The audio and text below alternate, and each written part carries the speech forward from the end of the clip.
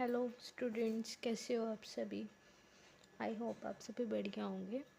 तो जो आज का हमारा टॉपिक है chemical properties of carbon compound, पिछला हम सारा कवर अप करके आ चुके हैं।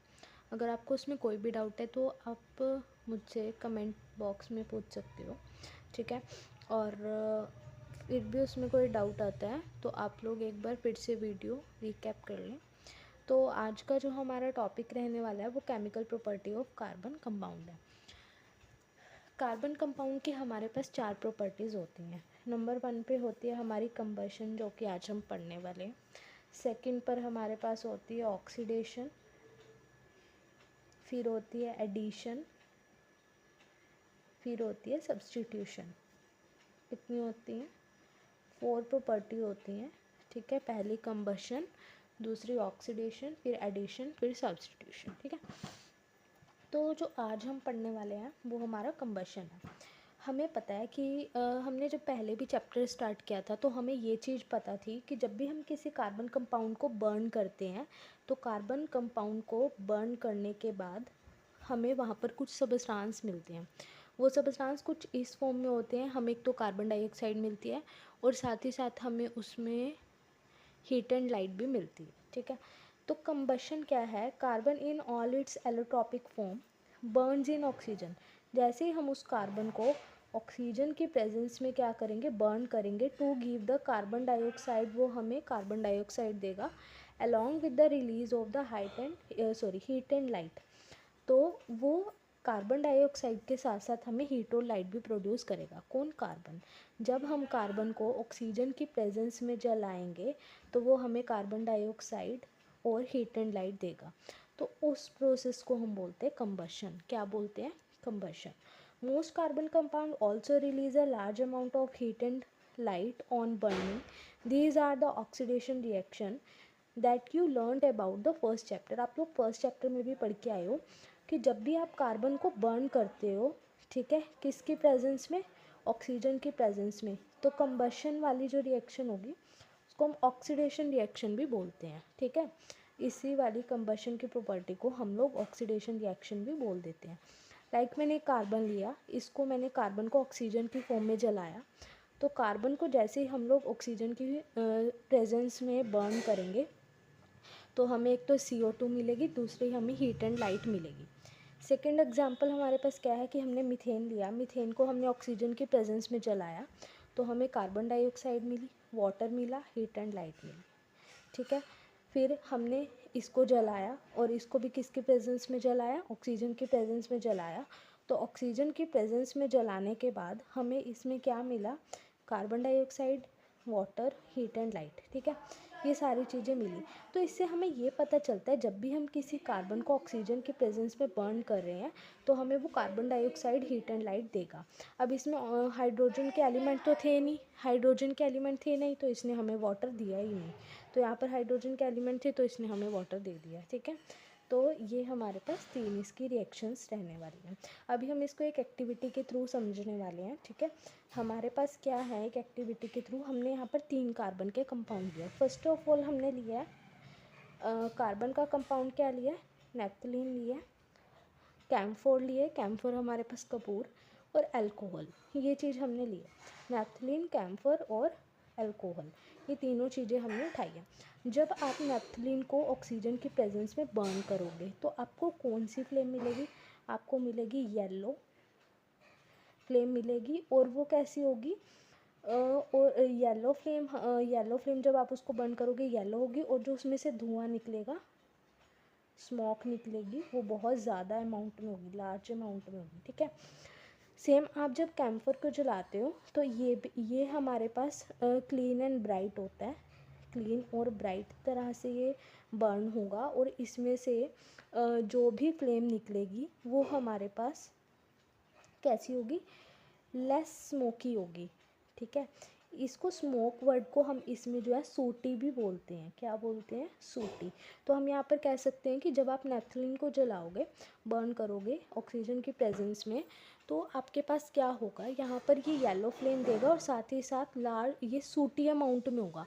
सूटी का मतलब होता है बहुत ब्लैक कलर की। लाइक जैसे आप कैंडल बर्न कर रहे हो, आपने कैंडल जलाई, कैंडल जला के, ठीक है, कैंडल जलाई, उसकी फ्लेम येलो कलर की निकलती है, ऊपर एक प्लेट रख दो तो उस प्लेट पर कालक जमा हो जाएगी। कालक जमा हो जाती है ना, तो उसको ही बोलते हैं सूटी। ठीक है, सेम आपने कैम्फर लिया, कैम्फर में आप लोग इसको जब बर्न करोगे क्लीन और ब्राइट होगा, लेस स्मोकी होगा। नेक्स्ट आप अल्कोहल को जलाओगे, ये भी बिल्कुल क्लीन होगा, ये सूटी नहीं होगा। ठीक है, अब जो नेफ्थलीन होता है इसको हम बोलते हैं अनसेचुरेटेड कार्बन कंपाउंड, और ये होता है कैम्फर और अल्कोहल होते हैं सेचुरेटेड कार्बन कंपाउंड। ये मैंने पिछली वीडियोस में बहुत अच्छे से एक्सप्लेन किया था आपको, एक बार आप चेक कर लेना अगर आपको इसमें कुछ भी याद नहीं आ रहा है कि सेचुरेटेड अनसेचुरेटेड क्या था। Observe the nature of the flame and not whether smoke is produced. जैसे आप लोग यहाँ पर इन तीनों को जलाओगे तो आपने क्या करना है, इनकी फ्लेम की जो नेचर है उसको ऑब्जर्व करना है, और फिर आप उसको नोट करोगे और देखोगे क्या कि उसमें से स्मोक प्रोड्यूस होगी, और स्मोक अलग अलग तरह से हो। ठीक है, तो वही चीज़ हमने यहाँ पर देखी है। आगे इसमें ये एक्टिविटी के थ्रू इसने बताया। अभी हम यहाँ पर क्या करने वाले हैं ये चीज़ देखते हैं। क्या, saturated hydrocarbon will generally give a clean flame.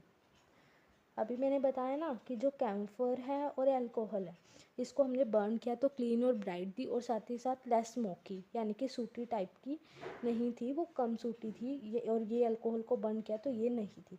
तो सेचुरेटेड कार्बन कंपाउंड हमें क्लीन फ्लेम देता है, जबकि जो अनसेचुरेटेड है वो हमारे पास वो वाला कार्बन कंपाउंड जब आप उसको बर्न करोगे तो आपको येलो फ्लेम देगा, और साथ ही साथ ब्लैक कलर की स्मोक होगी। ठीक है, जिसको हम सूटी बोलते हैं।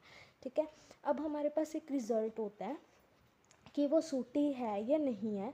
इस रिज़ल्ट को हम कैसे पता लगा सकते हैं, जैसे मैंने बोला था कैंडल को बर्न करोगे, ऊपर एक प्लेट रख दो तो उस पर कालक जमा हो जाएगी, तो उसी को बोला हुआ है कि वो जो मेटल प्लेट है वो हमारे पास उसके ऊपर कालक जमा हो जाएगी, तो हम उसको इस तरह से पहचान सकते हैं कि वो हमें सूटी फ्लेम दे रहा है। अगला हमारे पास क्या है, सेचुरेटेड हाइड्रोकार्बन कंपाउंड भी हमारे पास सूटी टाइप के हो सकते हैं। मैंने बोला था ना कि इसको हम ऑक्सीजन की प्रेजेंस में बर्न करते हैं। अगर सेचुरेटेड हाइड्रोकार्बन कंपाउंड को आप बर्न कर रहे हो और ऑक्सीजन आप एक्चुअल अमाउंट में जितनी चाहिए उतनी नहीं प्रेजेंस कर रहे हो, वहाँ पर नहीं दे रहे हो, तो आपका जो सेचुरेटेड हाइड्रोकार्बन कंपाउंड है तो वहाँ पर भी आपको सूटी फ्लेम मिलने के चांसेस हैं। जैसे इसने बोला हुआ है limiting the supply of air. अगर आप एयर की जो सप्लाई है उसको लिमिट कर दोगे, कम कर दोगे, या जितनी चाहिए उतनी नहीं दोगे, in incomplete combustion of even saturated hydrocarbon compound. तो जो आपके सेचुरेटेड हाइड्रोकार्बन कंपाउंड है वो भी इनकम्प्लीट कंबशन करेंगे और वो आपको सूटी फ्लेम देंगे। सूटी फ्लेम का बेसिकली मतलब ये है आपके पास क्या कि जब भी आप किसी कार्बन के कंपाउंड को बर्न कर रहे हो तो जो कार्बन का कंपाउंड है वो आपको अच्छी तरह से बर्न नहीं हो रहा है। अगर वो अच्छी तरह से बर्न नहीं हो रहा है तभी वो आपको सूटी फ्लेम दे रहा है, मतलब उसके कुछ कार्बन के कंपाउंड है जो अच्छी तरह से नहीं बर्न हो रहे हैं। अगला है the gas kerosene stove used at home. जो आप घरों पर गैस कैरोसिन स्टोव यूज़ करते हो हैज़ इनलेट फॉर एयर। उसके अंदर होल होते हैं छोटे छोटे ताकि वो हवा को अच्छे से ले सकें। that a sufficient oxygen rich mixture in burnt give a clean blue flame, ताकि वहाँ पर आपको ब्लू फ्लेम अच्छे से मिल सके। ठीक है, आप लोग गैस जलाते हो तो उसमें छोटे छोटे होल्स होते हैं उसके बर्नर में, तो वो होल इसीलिए होते हैं ताकि उसके अंदर ऑक्सीजन की प्रेजेंस अच्छे से जाए, एयर अच्छे से जाए, और जो गैस है वो अच्छे से बर्न हो। गैस अच्छे से बर्न होगी तो आपके जो भी फ्लेम है वो अच्छे से जल गई और वो आपको ब्लू कलर की फ्लेम देती है। कभी आप नोटिस करना, if you observe the bottom of cooking vessel getting black and. अगर आपके बर्तन जो हैं वो नीचे से काले हो रहे हैं, मतलब आपकी बैक साइड से बॉटम से वो ब्लैकिश कलर के हो रहे हैं जब आपने उसको किसी भी गैस स्टोव पर रखा है, it means that the air holes are blocked.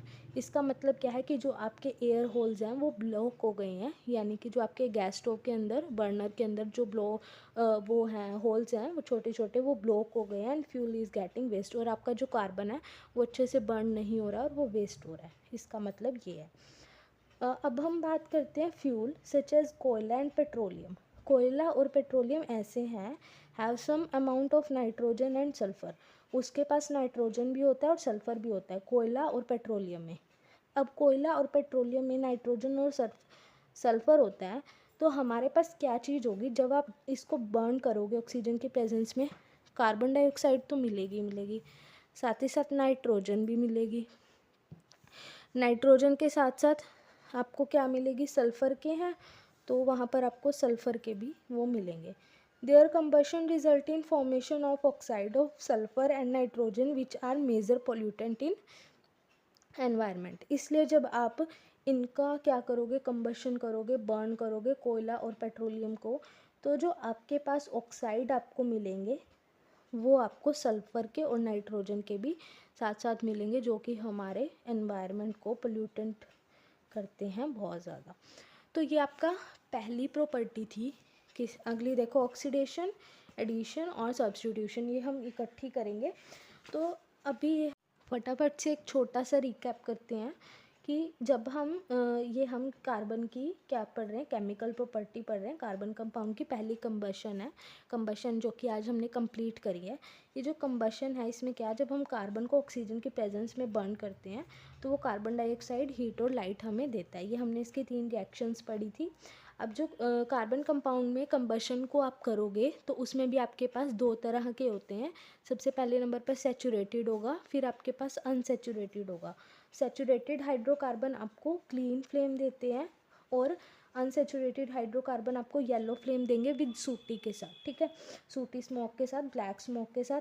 और अगर आप उसको चेक करना चाहते हो तो उसके ऊपर एक प्लेट रख दोगे तो आप वो चेक कर पाओगे। और सैचुरेटेड हाइड्रोकार्बन भी कई बार ब्लैक फ्लेम देते हैं, वो तब देते हैं जब आप उनको बर्न कर रहे हो, उनके पास प्रॉपर अमाउंट में ऑक्सीजन नहीं है और वो फिर बर्न हो रहे हैं, तो वहाँ पर वो आपको ब्लैक सूटी फ्लेम देंगे। और एक हमने ये पढ़ा था कि कोयला और पेट्रोलियम को जब आप बर्न करते हो तो उसमें नाइट्रोजन और सल्फ़र के भी मिलते हैं, क्या ऑक्साइड आपको मिलेंगे। ऐसा क्यों? क्योंकि उनके अंदर ऑलरेडी नाइट्रोजन और सल्फ़र के कंपोनेंट पाए जाते हैं और ये गैस जो है आपके एनवायरनमेंट के लिए बहुत ज़्यादा पोल्यूटेंट होती है। ये आपकी पहली प्रॉपर्टी थी। नेक्स्ट हम अगली जो 3 है वो अगले नेक्स्ट लेक्चर में पढ़ेंगे, ठीक है। Thank you.